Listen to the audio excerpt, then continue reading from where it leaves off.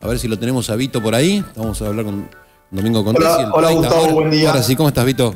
Bien, bien. Bueno, me imagino que estás consternado por la muerte del Papa Francisco, ¿no? Sí, despertamos hoy con esa noticia fea, pero también natural, ¿no? Yo creo que los cristianos tenemos que naturalizar la muerte, porque decimos creer en Dios, decimos creer en la vida después de esta y nos ponemos muy tristes cuando alguien muere. Me parece que eso es un poco de hipocresía nuestra, ¿no? O de falta de fe. Qué buena reflexión esa. Qué buena reflexión. Me gusta, la tomo. Vamos a naturalizarlo y bueno, que esté en paz con Dios. Mirá vos, nunca hubiese ido por ese lado, pero está muy bueno. Lo voy a tomar. Vito, yo creo que el Papa estaba muy tranquilo, ¿no? En estos últimos días. Él sabía que le estaban cayendo los bombazos cerca y se lo veía, y su mensaje, su actitud corporal era de tranquilidad, haciendo chistes. O sea, eso es afrontar esos momentos terminales de la vida con ese espíritu, la verdad, te da muestra de una persona de fe. Muy, muy, muy argento, ¿no? Un Papa muy, muy argento. Sí, totalmente. Auténtico. Vito, nada, recién dábamos cuenta de que no hemos leído aún, porque estamos, bueno, desde el miércoles fuera del aire por la Semana Santa, pero digo, en nuestra página pusimos el comunicado de la Cámara de la Industria Naval de Mar del Plata, que luego daremos lectura por completo, pero queríamos contactar de vos, primero porque sos vicepresidente de la SIN, y después porque, no sé, de acuerdo a la lectura que haga cada uno, creo que los está traicionando el gobierno con esto de la posibilidad de importar bienes usados donde están incluidos los buques. Sí, lamentablemente sí. O sea, lo que hizo el gobierno fue cambiar un régimen que estaba vigente el año 94, que no era un régimen perfecto, seguramente tenía cuestiones que se podían mejorar. Recordemos que década del 90 se había generado un proceso de apertura económica indiscriminado como el que estamos viviendo ahora, y en ese momento el gobierno de Menem se dio cuenta que había que regular esto de alguna forma porque hacía un desastre.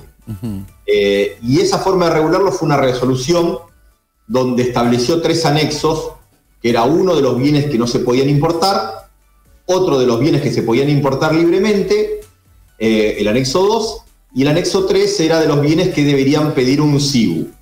El SIBU era el certificado de importación de bienes usados, que cuando vos lo tramitabas le tenías que preguntar a la Secretaría de Industria si existía afectación a alguna industria local. Entonces lo que hacía la Secretaría de Industria decía, bueno, quiero importar un transformador usado. Le mandaba una nota a la Cámara de Transformadores y les preguntaba, señores, ¿alguno de ustedes fabrica un transformador igual a este? Si alguna de las empresas de la Cámara de Transformadores le decía que sí y podía probar esa afirmación, teóricamente, entre comillas lo pongo, ese bien no se podía importar usado. Así funcionaba el régimen general. ¿Cómo quedó ahora? Bueno, quedó solamente un anexo, que es el anexo 2, que es un nuevo anexo 2 de aquellos bienes que no se pueden importar usados, y todo el resto se puede importar libremente simplemente con una declaración jurada. O sea, no hace falta más el famoso SIBU. Sí. Y esto es de una gravedad inusitada para la industria en general, no solamente para la industria naval. O sea, le están dando un tiro de gracia. Algunos, porque hay algunos que siguen estando en el anexo 2. Entonces, fíjate qué paradoja, ¿no? Un gobierno que nos dijo, yo no me voy a meter en la micro, voy a arreglar la macro, y la micro que se arreglen los privados, lo que está haciendo en este caso es elegir ganadores y perdedores. Porque cuando vos te dices, mira, a esta industria le dejo importar cualquier cosa usada y a esta otra no, ¿cuál es el criterio? ¿Por qué a uno sí y a otro no? Sí, que no tiene sentido. No tiene sentido o tiene un interés que no lo está diciendo, ¿no? Exactamente. Y eso, la verdad, nos genera mucha impotencia, nos genera mucho dolor y preocupación, porque sabemos que va a tener su consecuencia. A ver, en este contexto de crisis de la pesca, el impacto va a ser poco, porque excepto algunos casos que están en la gatera desde hace muchísimo tiempo, no va a haber una importación masiva de barcos, Sí. porque nadie importa algo para perder plata, y hoy en la pesca en la mayoría de las actividades se está perdiendo plata. Sí, nadie quiere construir y mucho menos, bueno, va a querer importar, más allá de las diferencias de precios, ¿no? Importar de una embarcación para salir a pescar, ¿qué? Algo que va a mal vender. Pero vos también sabés que hay barcos que están hace mucho tiempo parados, que sale más caro repararlos que hacerlos, no que hacerlos nuevos, pero que no vale la pena más seguir reparándolo, y bueno, esos empresarios van a aprovechar esta oportunidad seguramente. ¿Cuánto sería la diferencia? No te pido precio, pero digo, no sé, un buque que vos lo cobrás, una embarcación que vos lo cobrás 10 pesos, no digo ni millones, nada, 10 pesos. No, sí, 10 millones de dólares, sí. Vamos a decir 10 millones de dólares. Un barco tangonero de 40 metros de eslora, 10 millones de dólares podía salir nuevo, dale. Bien, ¿y cuánto puede costar traer uno de afuera? No hay precio, puede ser $300.000, $500.000, $1.000.000, lo que vos quieras. Ajá. Primero que no hay precio de referencia. Claro. Entonces, por eso es ridículo poner un arancel, porque yo pongo un arancel sobre lo que decido declarar. Uh-huh. O sea, no hay un precio de referencia, entonces el arancel es ridículo. Sí. Y segundo, ¿vos te acordás del acuerdo con la Unión Europea? Sí.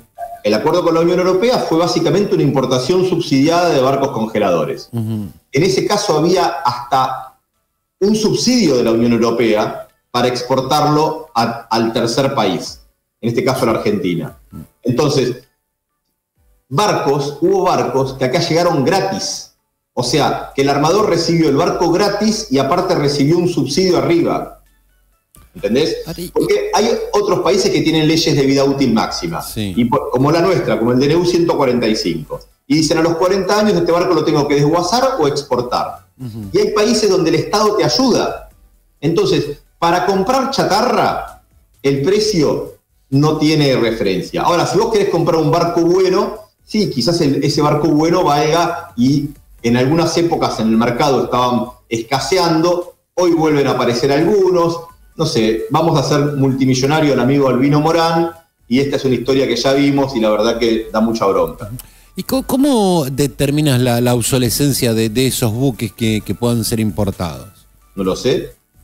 Porque pienso en las tragedias que hemos tenido, Víctor. Entonces, pero, bueno. A ver, nosotros con esta misma resolución del CIBU y de la resolución 909, hace menos de un año estuvimos frenando la importación de barcos que tenían 42 años de antigüedad. O sea, hubo armadores pesqueros que intentaron importar barcos de 42 años de antigüedad. ¿Por qué no van a reincidir?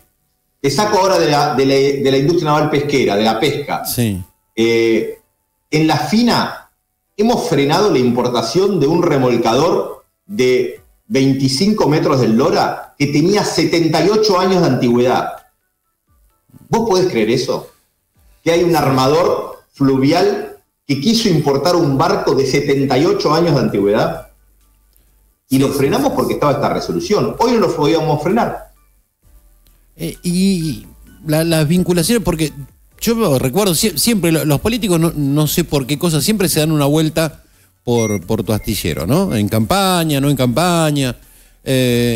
Digo, ese contacto que ha habido permanente con actuales funcionarios, con otros de otros partidos políticos, interesándose sobre la industria naval. Cuando ocurren estas cosas se borran, se me ocurre. Depende, a veces aparecen los políticos de la oposición, los políticos del oficialismo se borran, cuando no hay elecciones se borran todos. Sí. Pero bueno. Fíjate, yo porque he visto desfilar a todos, o sea, intendentes, sí, me acuerdo de todos. Sin portaduras estábamos casi solos, ¿eh? Sí.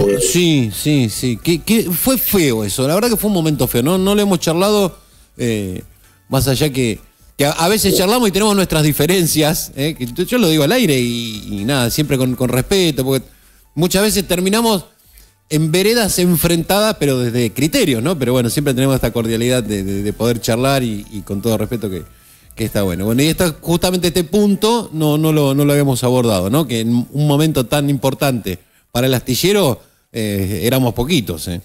Sí, así es, botadura 150 sí. y éramos poquitos. Sí. Pero bueno, a ver, nosotros no hacemos las ceremonias para que vengan los políticos, se las hacemos para que vengan nuestros amigos, para que vengan los familiares y la gente del puerto, y lo vivimos como una fiesta generalmente, y tratamos de que tenga ese marco. A veces la clase política lo aprovecha, es un escenario donde hay mucha gente, donde hay exposición, donde después sale en la prensa, y cuando no están en campaña no lo aprovecha. Así es el político en general.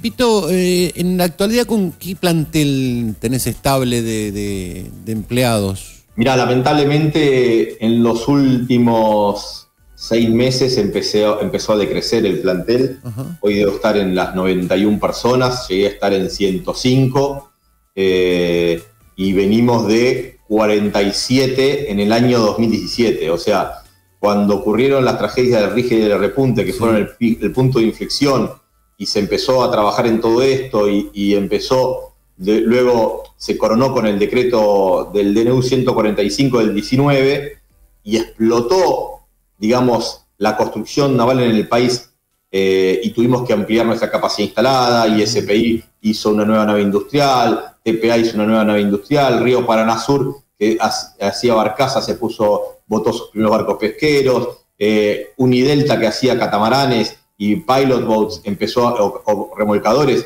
hizo su primer barco pesquero. O sea, hubo un reverdecer, un brote verde en toda la industria naval. Esto es lo que más bronca me da. Si vos me decís, mirá, la industria naval se vive quejando y vive poniendo trabas, y cuando les pusieron la traba después no dio ninguna señal favorable. Todo lo contrario. Cuando se nos puso en una condición de competencia de igualdad, la industria naval compitió y lo hizo muy bien. Invirtió y aumentó el empleo. Sí, estuvo a la altura, sí. Estuvo a la altura. Pero no solamente eso. Yo te voy a decir una cosa que parece una locura. ¿Vos sabés que en los 150 años de historia, hasta el José Américo, no se había importado ni un solo barco arrastrero nuevo en Argentina? Dios. O sea, ¿vos te das cuenta lo que significa eso? Es una locura. Y yo veía siempre, se invertía en Malvinas buques de 40, 50 millones de dólares nuevos, y en Argentina esos barcos no llegaban. Digo, ¿por qué nosotros siempre hacemos la inversión precaria? Y la respuesta era esa. La respuesta era, mientras vos me dejás la puerta abierta para la inversión precaria, ¿por qué voy a competir con otras armas que no sean las que están compitiendo mis colegas? Sí.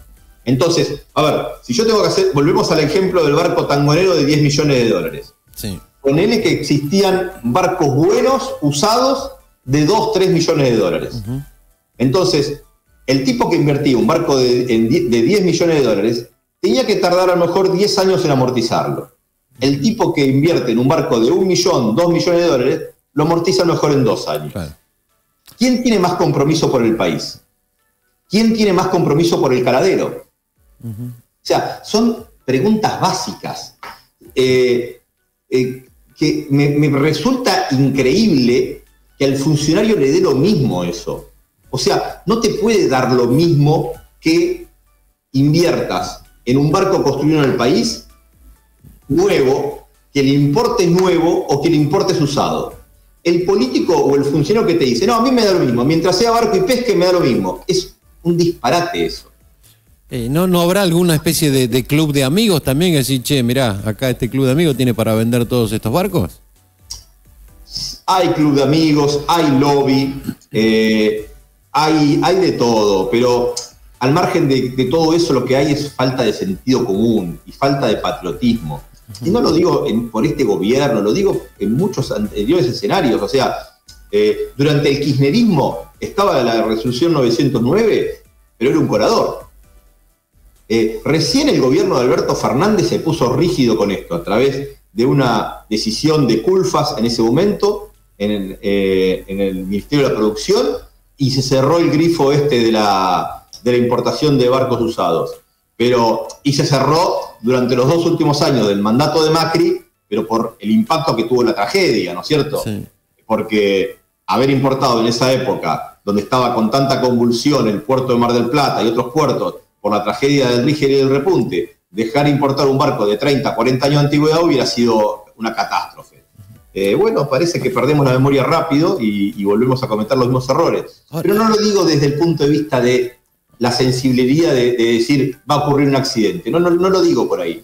El error es estratégico, dotar de herramientas que no fueron diseñadas para nuestro caladero, de hacer competir deslealmente. O sea, yo me pongo ahora en los zapatos de Tony Solimena, que invirtió, no sé, 30 millones de dólares para hacer 2 barcos en Argentina. Y viene ahora un colega y trae 2 barcos de la misma capacidad de pesca por $1,5 millones. ¿Cómo se tiene que sentir Solimena? Sí, te da ganas de patear todo, así, bueno. Sí. Me siento estafado. ¿Y sí? Me siento estafado. ¿Por qué? Este tipo me va a competir deslealmente. O sea, a ver, cuando hablamos de fallas de mercado, esto es claramente una falla de mercado. El costo de mi producto no se compone solamente de combustible, sueldos y también se compone de una amortización del bien de capital que estoy haciendo. Si yo tengo que amortizar 30 millones de dólares, mi costo es X, y si tengo que amortizar $1,5 millones, mi costo es X. Y son costos totalmente distintos. Sí. Entonces, que alguien no entienda esa cosa tan básica y que lo que está generando principalmente es una competencia desleal dentro del propio sector pesquero, es algo inentendible. O sea, los primeros que tendrían que estar oponiéndose a estas medidas son justamente los armadores que invirtieron en barcos nuevos y no solamente en la industria naval en la industria naval argentina, sino también, como te decía antes, 16 barcos nuevos se importaron del 2017 en adelante. ¿Y crees que esos armadores van a ir a golpearle la puerta al gobierno y decir, escúcheme una cosa, mire lo que hice yo y mire lo que está haciendo usted? Quizás sí, quizás no, porque también esperan, dicen, bueno, el día de mañana esto puede ser un boomerang y yo también ya cometí el error, entre comillas, no creo que sea un error, de importar un barco nuevo, de hacer un barco nuevo, importar un barco nuevo, el próximo lo puedo importar usado, entonces no me voy a tirar un tiro en los pies. Quizás otros sí van a protestar. No lo sé, no estoy en la cabeza de los armadores para definir cómo van a actuar. Lo que sí sé es que hay una competencia desleal y que esto es un error, una falla de mercado gravísima.